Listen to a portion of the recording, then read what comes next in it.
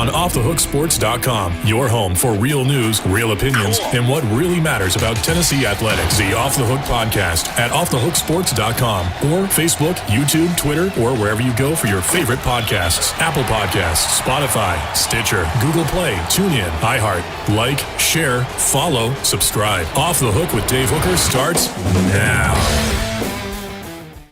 It is the Vol Report. He's John Adams. I'm Dave Hooker, and it's brought to you by Files Automotive Group and Big Orange Phillies. And a great weekend to get down to Big Orange Phillies, watch some golf as the Open is in action. So check them out right there downtown Halls, close to Maynardville, North Knoxville. It's going to be a mainstay. You'll love Big Orange Phillies. And I remind you to subscribe, and we certainly appreciate the likes and comments as well. But all kinds of content on YouTube that you can have delivered to your digital device each and every day. With John Adams of the Knoxville News Sentinel, I am Dave Hooker. And John, this is kind of the unofficial kickoff to the football season, SEC Media Days, and it is right around the corner. We'll have coverage there all week, and it'll be brought to you by Vols Automotive Group and Big Orange Phillies. And John, it's kind of interesting what this whole event has become, from the Sky Riders tour to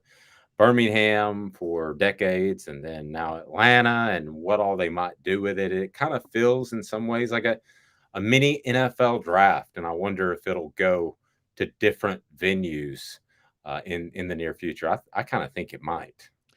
I think there's a good chance it might. When you're expanding to Texas, you could have it in Dallas, you could have it in Houston, might even have it in Oklahoma City. I kind of prefer it in Hoover, Alabama, though. I mean, that's kind of that's the heartbeat of SEC football, and it just nowhere else you go are you going to have so many fans down in the lobby of the media hotel. Coach, give me your autograph. I love you, Coach. It just doesn't, it's mainly Alabama fans. I remember Dennis Franchione, and most people have forgotten him, especially if they're Alabama fans. But I remember when he was the head coach, and I think this was his first media days. He was at the podium, and I looked around the ballroom, supposed to be media only. You've got your little badge you're wearing. You're going to ask questions. He's at the podium. And all along the wall, it was lined with Alabama fans. And I remember looking over at one of those Alabama fans, and the look on that man's face, it was that he was absolutely glowing just over Dennis Franchione. He said, "Hey, I'm open to questions now." Looking at him with the reverence as if he were the next Bear Bryant. He wasn't. No. He left for Texas A&M. But there were high hopes, and just the hero worship that could be between an Alabama fan and an Alabama coach was so apparent. Well, John, I got Facebook sends you reminders, and I got the reminder that I posted a picture of the guy who showed up and has his little dog painted orange and blue for Auburn. It's his little Auburn dog, and he's dressed to the hilt. And he was actually the first person there with his little dog. And so I don't know if the dog guy is going to make it to Atlanta, but a great way to get there would be Vols Automotive Group, where they've got a great selection, and you can easily find your next car at Vols Automotive Group right there on Callahan. Integrity is what they're all about. But whether it's that dog or whatever it might be, there always is a tendency for there to be a circus. And because it was held in Hoover in public domain, so to speak, public property, it was a little goofy and fun. Atlanta is pretty closed off with the College Football Hall of Fame and adjacent hotel. Yeah, Atlanta's a little too big also. You just don't get the same feel of it. Atlanta's got a lot of other stuff going on. I mean, in Hoover, Alabama, this is the biggest thing happening in July, maybe the biggest thing happening all summer in Hoover, Alabama. So I can go in the Winfrey Hotel is the media hotel there. And I can remember Nick Saban's dog, a boxer, getting lost and was wandering around the hotel. Actually, it was his wife's Terry's dog, a boxer. Nick doesn't have time for dogs. That would be No, wasted energy showing affection for a dog, much less looking for one. for Nick Saban, all dogs don't go to heaven. All dogs just stay out of his way. He applies the same thought to people. Yes. Could you please move? I'm going to have to break my stride on the way to the elevator. And Yes. that would be a wasted 3 seconds when I could have come up with a play that might have kept us closer against Georgia in the national championship game. Right. It's all dogs don't exist. Maybe the best way of just get out of the way. Yeah, there've been, needless to say, some interesting stories at SEC Media Days. My favorite story, because I used to kind of, in my radio days, which really haven't gone away, but I would kind of hunker down there at the opening of the Winfrey and try to get coaches and players before they did the tour. And so I remember getting Mike Shula. And I thought, oh, this is cool. So, here, it's going to be a one-on-one with Mike Shula. And the look of fear in his eyes was palpable. And when he saw that Radio Row and he saw the just a few hundred fans, Alabama fans, because you can't fit that many in there. But when he saw all the media and all of that walking in the front door, his eyes got as big as saucers. And I remember saying, real simple question, right? I said, hey, do you care if I grab you for a second? He goes, that's fine. And so start the recorder. First question is, so what do you think of SEC Media Days? And he has a recorder in his face, so he has to know, right? And he goes, where's the restroom? And that was the end of that interview. As he first things first. I mean, it was clearly a he brought flee that or fight. Stop. Yeah. He wanted out. Yeah, he wasn't ready to fight anybody. He brought the same demeanor to the big room, the print room, where you're there and standing in front of a lectern. He just had the epic deer in the headlights look. And then he returned, he came back the next year, and he was much different. Obviously, he was more comfortable, and they had worked with him some, perhaps. And it seemed as though somebody had coached him into being a bit more animated. You know how people, when they're talking sometimes and they aren't really adept at this, their hand motions don't coincide with what they're saying. And that's kind of Right. how he was. It's like watching TV and the lips are moving, but the words are coming out ahead of time or behind. It was just really odd. But hey, once he got on the football field, he was something else, wasn't he? Yeah, he was pretty good. I remember a recent memory too, Debo Samuels, who is in the NFL. I said, do you realize that you share a name with the character from the movie Friday with Chris Tucker and Ice Cube? And he goes, yeah, I was named after him. So it made me feel really, really old immediately. And so I said, oh, well, that's interesting. Have you seen the movie? He goes, like 100 times. I watch it with my dad all the time. The movie is all about smoking marijuana. So I don't know how you break that in to the. I said, when did you start watching? He said, like 12 years old. I'm like, how do you say, hey, son, I named you after this thug guy who beats up people in a movie that's about illegal drug use? How do you start that Thanksgiving conversation? And now he's a star in the NFL. Yeah, he really is. I wonder, when I look back, to me, some of the worst people at media days, to me, were the most enthralling. I remember Rod Dowhauer. Do you remember Rod Dowhauer, who's the coach at Vanderbilt head Vanderbilt? coach? Yeah. Yeah. I thought he delivered the most candid introduction of any coach I've ever heard. You might remember him from his NFL days. He had a bunch of Super Bowl rings. He won. He was an offensive coordinator, had a pretty good reputation as an offensive line coach, an offensive coordinator, and came out of the NFL, took the job at Vanderbilt, and he was speaking, saying, very monotone. Some people probably think I'm just here to get a bigger paycheck and then toward my retirement. And then he said very unconvincingly, he said, but no, that's not it. But yeah, that was it. And it just really, it really resonated for me. And that's just what he did. He went in there and he tried to install a pro-style offense for a team that had been running the option and had nobody that could throw the ball across the room. And his stay at Vanderbilt, even by Vanderbilt's standards, this was a short-lived stay. And then he went back to the NFL. Well, Hendon Hooker will be there for the Vols, which is no great surprise. When we were trying to predict who would be there, it was Hooker and everybody else. So Hendon Hooker will be there. If you could get him to answer one question and he had to be 100% honest with the truth serum, what would it be? We posed that on Twitter and on offthehooksports.com. I want to get to that. I want to get your response to that, reminding you that we're brought to you by Big Orange Phillies and Files Automotive Group. At Big Orange Phillies, they've got the food right there for you. I don't care what time you're listening. They've got the fridge for cold food, or you can go warm food right up front, and they've got fresh ingredients. Man, casual doesn't mean stale at Big Orange Phillies. It does not. It's right there in the heart of Halls. Big Orange Phillies. You are going to love it. Great place to watch golf. If you're watching before the Open or afterwards, a great place to watch any sporting event, and it's family friendly. So I want to be sure and point that out. So my question for Hendon Hooker, and he has to answer it honestly, and I'll pose this to you. It would be, how much money have you pocketed, or anything else? I'll give you the option.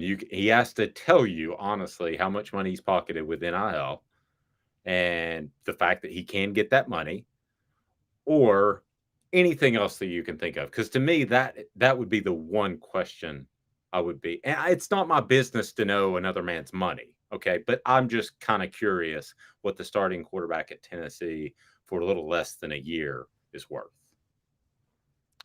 Well, my question to Henry Hooker would have nothing to do with money. I would go back to the season opener last year against Bowling Green and wonder, Hendon, what were you thinking in the first half when you were watching Joe Milton, the number one quarterback at Tennessee, wheel and deal against the Falcons?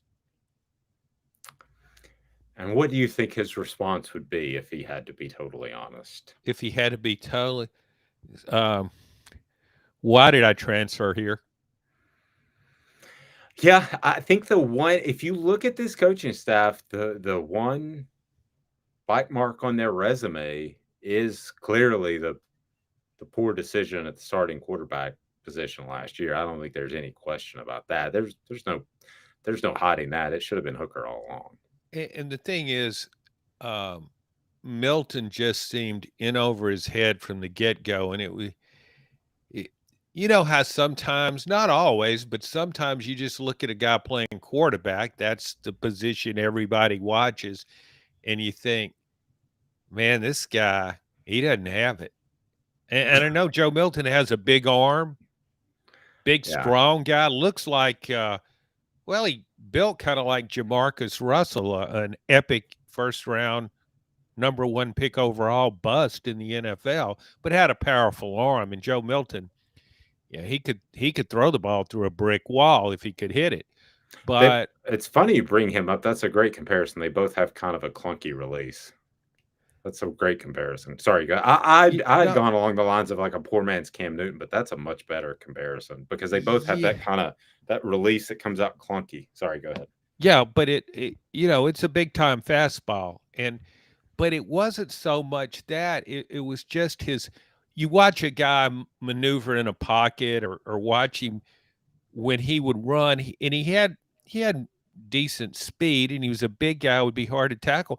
But against Bowling Green, he ran looking for a place to land, which is not exactly what you have in mind for a guy with a Tim Tebow-like body. So the nuances of the game eluded him. And so we saw the difference. That's a game Tennessee, the second game, again, Joe Milton starts against Pittsburgh.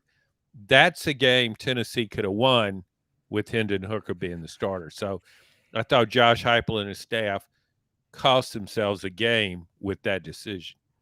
Well, I agree. When it's all said and done, though, I think Tennessee fans should be very happy. And we haven't spoken since the recent run of commitments. But Tennessee, I think, is clearly a program on the rise as of July. I mean, we don't know what we're going to say in October or November, but I think they're one of the programs that are truly on the rise nationwide. Why just watching from recruiting alone? Dave, Tennessee has always recruited pretty well. Yeah. Tennessee, even when the program as it's been down in the last 14 years, more down than up, and you think about Derek Dooley had a top 10 class. I mean, Hmm. Butch Jones had 2 top 10 classes. Jeremy Pruitt didn't do everything wrong. He came close, but he still had 1 top 10 class. Tennessee just by its nature recruits pretty well. Player development seems to be the issue, and that's been the issue in the last 13, 14 years. And I think that's why Tennessee fans are more encouraged by this recent recruiting run, because they feel pretty good about this staff from what we saw last year. Josh Heupel's offense, this guy's an offensive guru. I don't see how anybody could question that. When you average 39.3 points a game with the talent he had last year, putting in a new system, making that big transition, that is impressive. And he impacted a lot of games with that offense. And I know you got to build a whole team, and he's just getting started at that. But I think you combine that with what they're doing now in recruiting, and you see a better version, kind of what Butch Jones had in mind when he was running the program.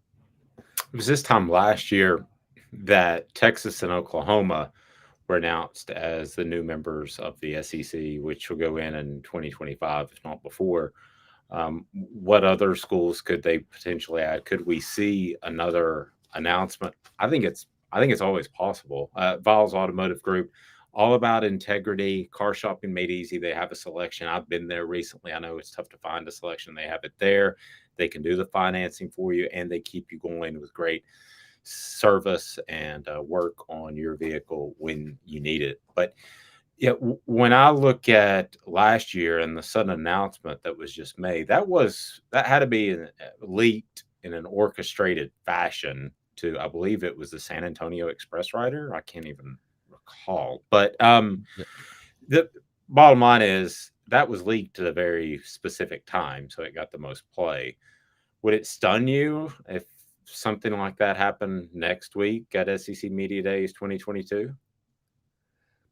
No, it wouldn't stun me as much as last year. I mean, that came out of nowhere in Oklahoma and Texas.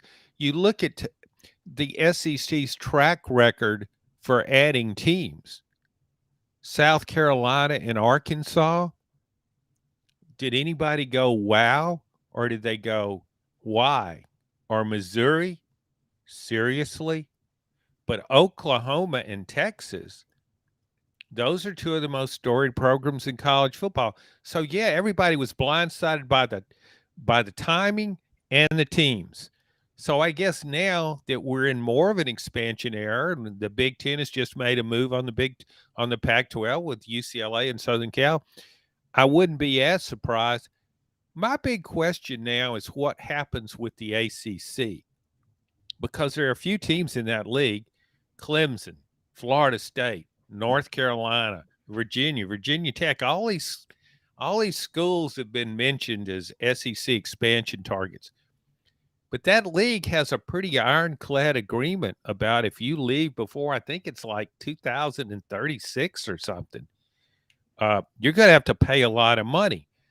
I know any contract can be broken, but I just wonder if it's realistic to think that the SEC is going to get those teams. That would be the obvious way to go with the expansion. And if the ACC doesn't send, if those schools don't hook up with the SEC, they're less they're left with a league that's been very devalued. No, John, I have a feeling, just a hunch. This is not reporting anything, but I have a hunch that something's going to drop pretty soon with Notre Dame. I think that'll be the next shoe to drop, and I think that'll either be a Big Ten media days or SEC media days. I think they're, from what I've heard, I think they're considering the SEC more than you might think. But Big Ten is obviously a more natural fit. I think Notre Dame could drop in the coming weeks. That would not surprise me. That's the one out there, because you mentioned the ACC contract, and there's really no need for them to rush into it because they're going to have to get lawyers involved. But Notre Dame could pull a trigger anytime they want to. Yeah, and I think Notre Dame always seems to have the leverage. I know, and I really despise it for some reason that they have all that leverage. I think most people do. It's like they can get whatever they want. They can be eligible for a playoff even though they're not in a league. Why? Well, because they're Notre Dame. But I think Notre Dame has to start thinking with a sense of urgency here. SEC and Big Ten add some more teams. They could get left out of this.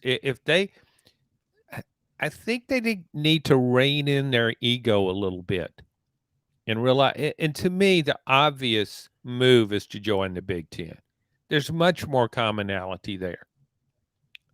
What I would like to see the SEC do is, I don't have any problem with adding more schools from Texas. Texas is a huge state, a lot of metro areas. I wouldn't hesitate to add Oklahoma State and Baylor. Those are both accomplished programs, not just good in football either. So I think if you expand into Texas, you expand into Florida, I don't think you can go wrong there. Texas better than I, the area of the state. I mean, I've been there, but just to specific cities, I think you've driven through it probably more times than George Bush. But I don't see the Baylor thing. I'm not following you, but admittedly, I didn't see the A&M thing. And I remember us having the conversation. You said, no, that's a great fit. And I said, well, I'm going to take your word for it. And you turned out to be right. I don't see the Baylor thing. Sell me on that just a little bit. Okay, well, here's the thing. I lived 3 years in Texas, grew up in Louisiana, so Texas was always the bigger, better brother next door. Then I followed Southwest Conference football growing up, and the league eventually disbanded because they couldn't stop themselves from cheating. However, Texas is all about high school football. It's all about football in general. Right. And it's a huge state. And the way I look at the SEC's goal should be to have the best product. The Agreed. Big Ten's goal is to get in bigger markets. Agreed. Okay, you're in Chicago. You're kind of with Rutgers, I guess, in the New York area, and you go out west and get in the LA market. But those aren't college football towns. People don't care about college football. I think what the SEC's goal to be is to have the very best league. So college football fans, no matter where they live, when they say, okay, I want to watch a bunch of college football today, who are they going to watch? They're going to watch the SEC. And I just think there's so many good football players in the state of Texas. And Baylor has proved it can be successful in football. It's good in basketball. It's good in women's basketball.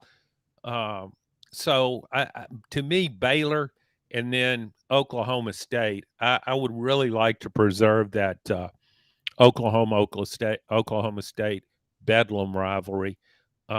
Oklahoma State's been very good in football. I can't even remember the last time it had a losing season. To me, those programs have the same passion for college football that the best SEC programs do.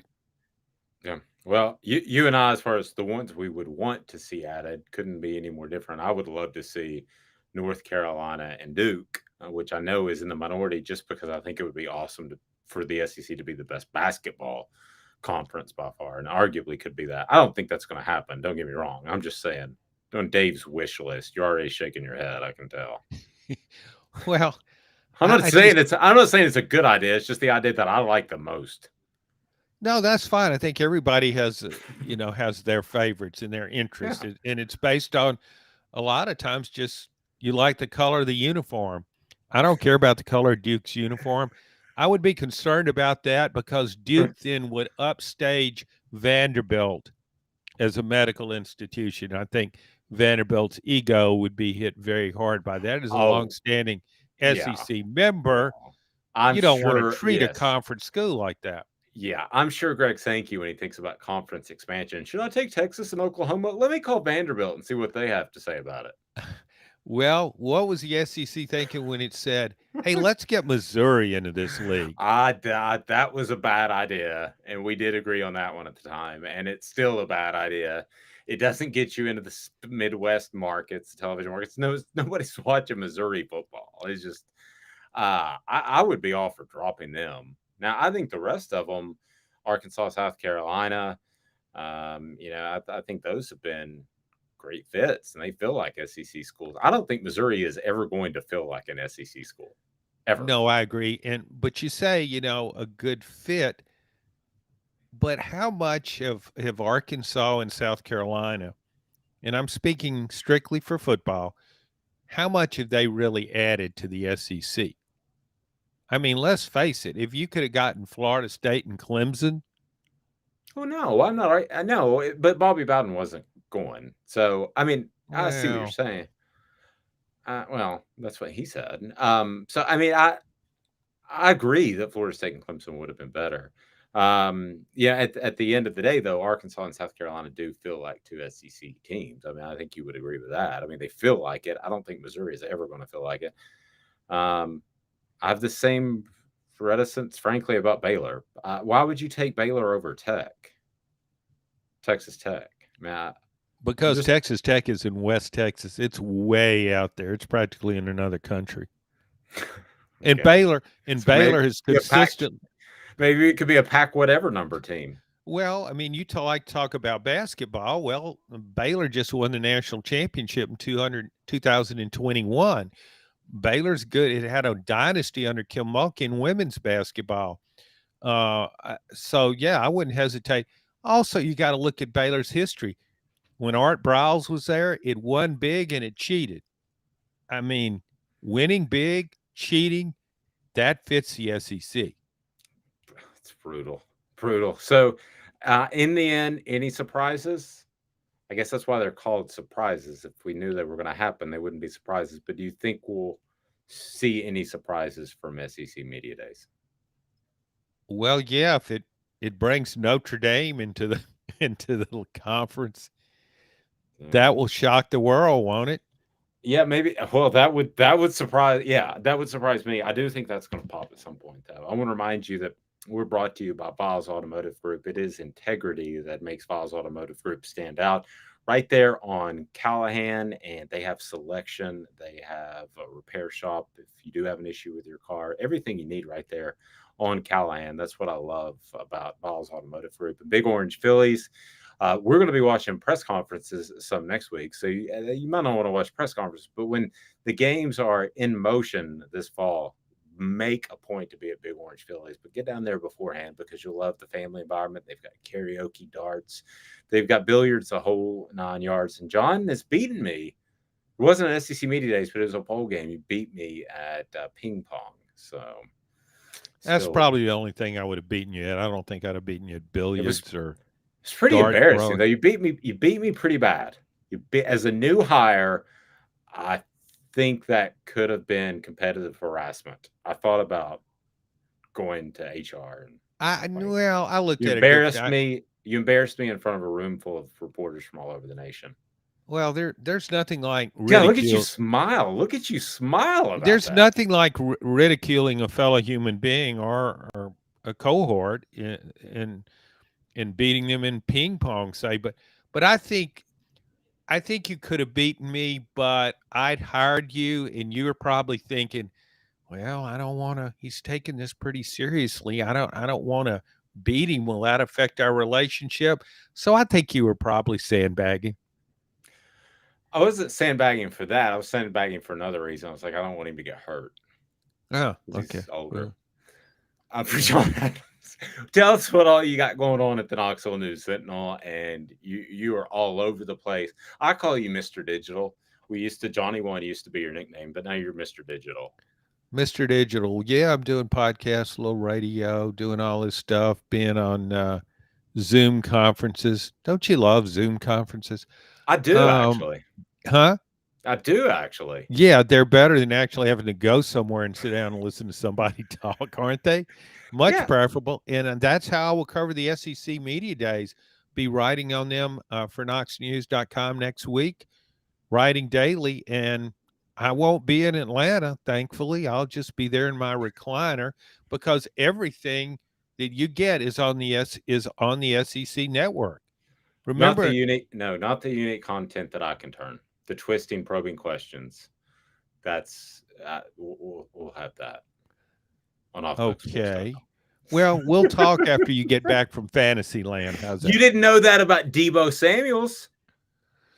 Ooh, I broke that. I've already forgotten it, Dave. And then there was the best moment ever at SEC Media Days, and that was, hey, there's Tony Hawk. And it was Tony Hawk right there at SEC Media Days. And I had no idea who Tony Hawk was. No idea. Greatest skateboarder. And we got into the debate of who was more popular worldwide, Tim Tebow or Tony Hawk. And it's not even close. You're talking about the Babe Ruth of skateboarding. And I think I went up and tried to get him on the show with us. Yes, you did. You did. And he politely declined. Yeah. Mm-hmm. Yeah. And but anyway, so big time me, Tony Hawk. That was the Tim Tebow SEC Media Days, and it's the only time a person that I've never met, a grown man, just came up and hugged me first time meeting. Only time. Did he break anything? No, but I was caught quite unaware. But he hugged everybody. I wasn't special, but he did hug everybody. This is pre-COVID, obviously, but it was a little uncomfortable. John, when I next speak to you, SEC Media Days will be in the rear view. This has been a presentation of Off the Hook Sports. Thank you, Viles Automotive Group and Big Orange Phillies.